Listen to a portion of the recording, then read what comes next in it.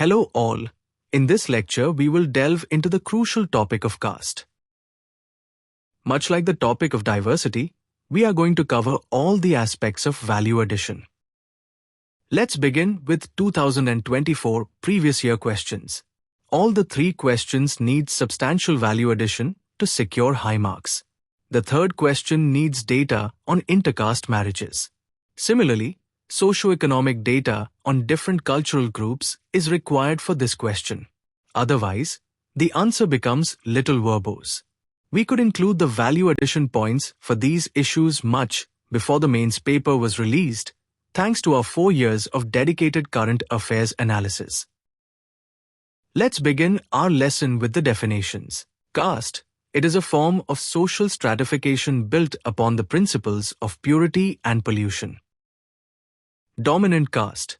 It refers to caste groups that, while not necessarily high in the caste hierarchy, wield significant economic, social, or political influence in their region. For example, Jats in Haryana, Marathas in Maharashtra, and Redis in Andhra Pradesh, who are often landowners and influential in local governance. Marginalization. This is the process of relegating individuals or groups to the fringes of society, often leading to exclusion and disadvantage. Examples include Dalits, such as Meher, Madiga, Valmiki, who often work as agricultural laborers, scavengers, and leather workers, experiencing marginalization based on their caste. Women and people with disabilities also face marginalization.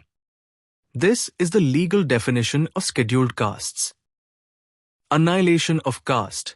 It is a concept advocated by Dr. B.R. Ambedkar, calling for the complete eradication of the caste system. Dalit identity represents the collective consciousness and shared experiences of Dalits.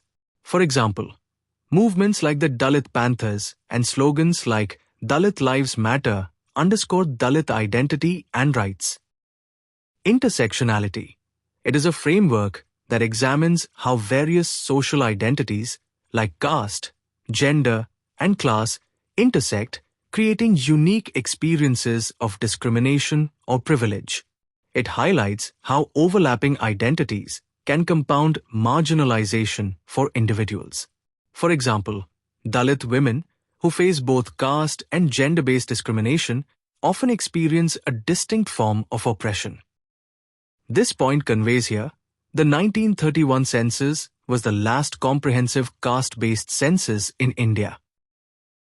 Before discussing these keywords, I'd like to stress a point.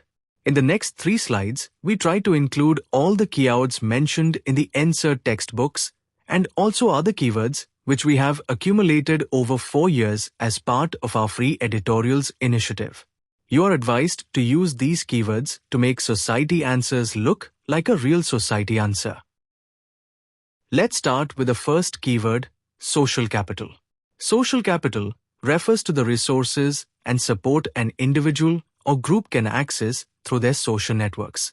In caste contexts, social capital often reinforces caste-based networks that provide support but can also perpetuate exclusion.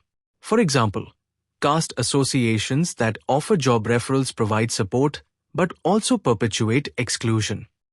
The next, social structures represent the established frameworks and patterns of organization within a society.